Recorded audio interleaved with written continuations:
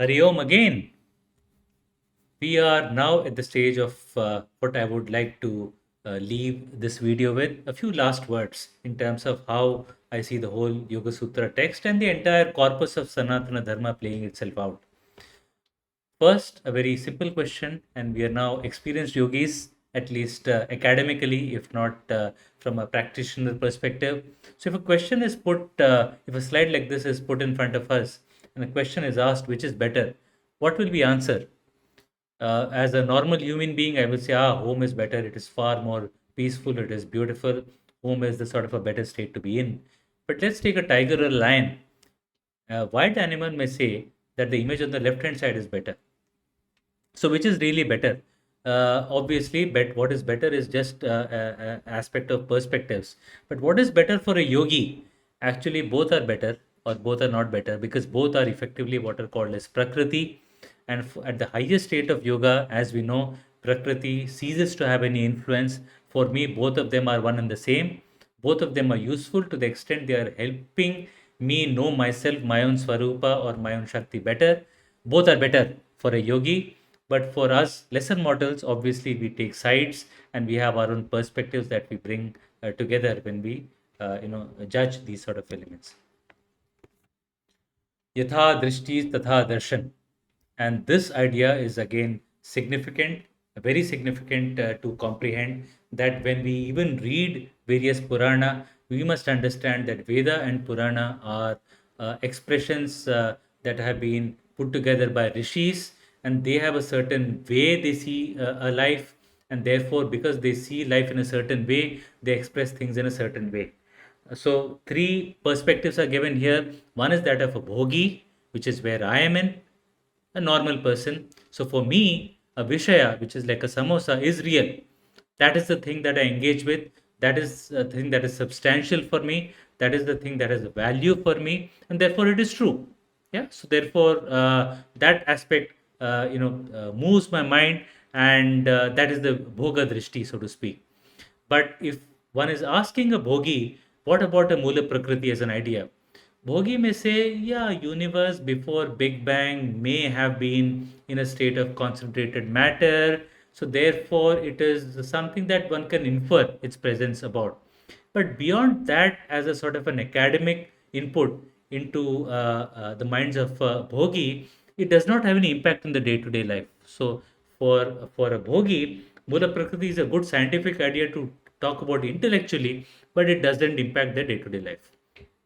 But if a yogi is again asked about Ishvara, a yogi will say, yeah, it is asatya, it doesn't really exist. Now, some may actually say that Ishvara exists just because they are born in a certain family, or maybe it's socially useful to say that Ishvara indeed exists. But the reality is, at an experiential level, Ishvara is asatya, and therefore they may keep an image of Bhagwan in front of them, or they may keep holy books in front of them, and it may regulate some sort of their behavior. But reality speaking, it is just a presence of an idea.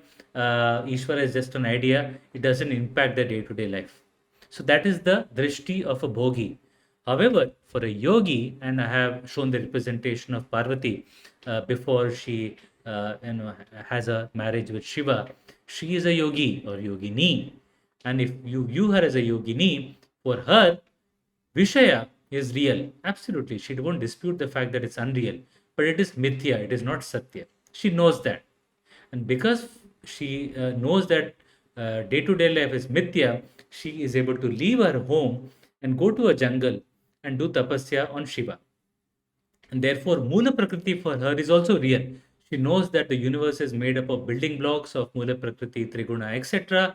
She knows that that is the real substance with which universe is made, but she is attempting to disengage from it. For her, what is important is to disengage from Prakriti and get into Samadhi with Ishvara or Purusha, and she aspires to attain Ishvara, which is the drishti she has, which is significantly different from that of a yogi. But as and after she attains the Shiva status, or somebody like Ramana, who else is a better representation of yogi in the 20th century? If we don't take the name of Ramana, then we don't take of any yogi, really speaking, properly. For Ramana, he is established in a state where either Vishaya or Mula Prakriti or Ishvara, for him, all of them is nothing else but Satchitananda. And that is the drishti of a Jnani. Therefore, Yatha Drishti Tatha Darshan is a fascinating idea, and as which means as one sees, thus one experiences. And if these levels is what we can connect with as we read Purana and as we read various stories contained in there, then we can understand how a bhogi is talking, how a yogi is talking, how a jnani is talking, and we will pay more attention to what they are stating and therefore learn from the Purana in a much better way. So, this aspect of Yatha Drishti Tatha Darshan is a very significant takeaway for me from reading any text, including that of a Yoga Sutra. I can't not talk about certain things which Yoga Sutra does not take up. So the relationship with Ishvara and Purusha, I mentioned this earlier, it is not talked about at all by Yoga Sutra.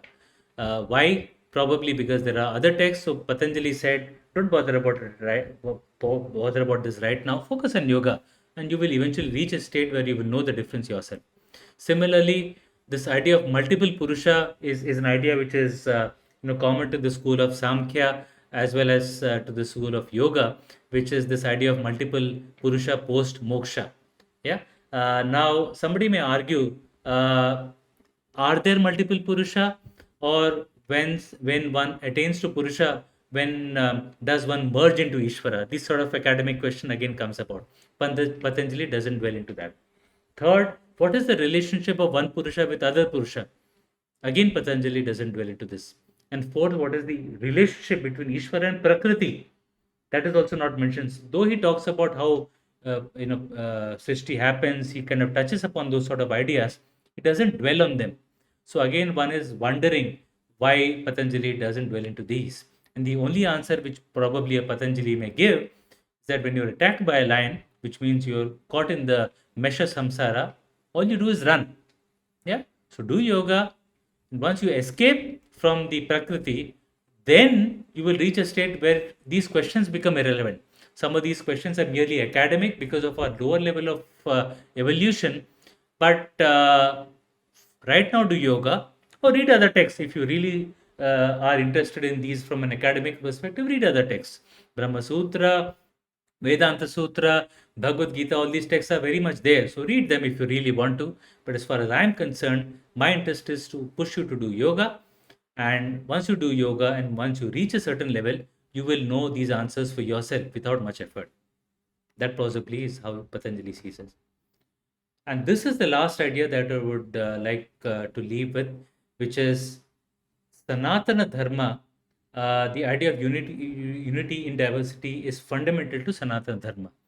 And the four elements, which is Satya, Srishti, Niyama, and Upasana, are the heart, the hridaya of or they are the jnana principles of Sanatana Dharma. And as I mentioned again and again, any text that you pick up, whether it's Yoga Sutra, whether it's Viveka Chudamani, whether it's Tattva Bodha, whether it's any Itihasa Purana text that you pick up, these four elements are sort of interplayed throughout these particular texts. Now, if jnana principles are made as the root of our own lifestyle and orientation, then we will certainly attain to Paramartha. So, the Paramartha or the highest state of jnana, whether we call it Vishnu, whether we call it Shiva, whether we call it Sri Mata, those are the end goals that we will certainly attain, provided we follow the jnana principles. So, anything, if I call Satya or the Paramartha as a zebra or as a donkey, it doesn't really make sense. So, any name is not really possible. Any sort of state is not the highest state unless it is aligned to the Jnana principles. So, this aspect is one aspect that is fundamental to conceive of. Similarly, just like dogs are faithful to Sri Dakshinamurti here, Dattatreya here, similarly, all the various disciplines that we practice, whether it's medicines, whether it's dance, whether it's policy, economics, governance, whether it's the conduct either inscribed in the constitution or the day-to-day lifestyle or architecture, you name it, any discipline that we pursue or follow in our day-to-day life, all of those disciplines have to align themselves with the Jnana principles. Therefore, if Jnana principles do not permeate Vyavahara, which are the sort of derivatives in terms of the day-to-day conduct that we do, if Vyavahara are not permeated by Jnana principles, then they become uh, aspects that will take us more and more away from Purusha and keep us enmeshed in Prakriti. So, therefore, I have used the image of Dattatreya and hope he blesses us because we have used him and he allows us to use it in the right form, which means that Paramartha cannot happen unless Jnana principles are followed.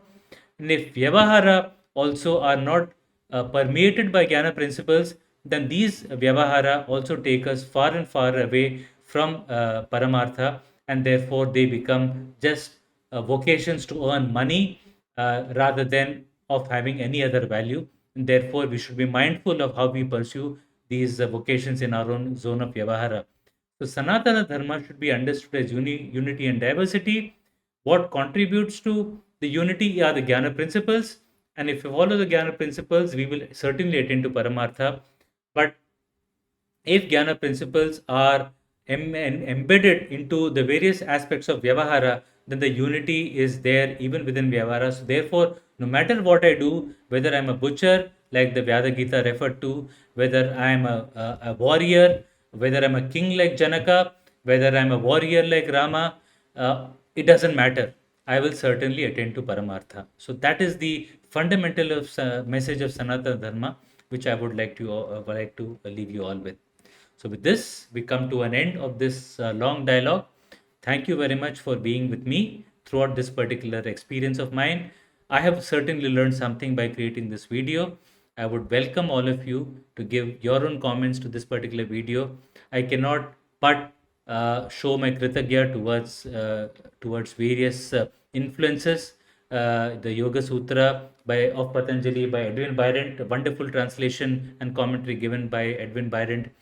Study and practice of yoga by Swami Krishnananda. So while Patanjali Yoga Sutra gives by Edwin Byrant will give us a lot of information organized sensibly, Krishnananda arranges information from a practitioner perspective. So the knowledge and experience that we gain by reading Swami Krishnananda is much more deeper.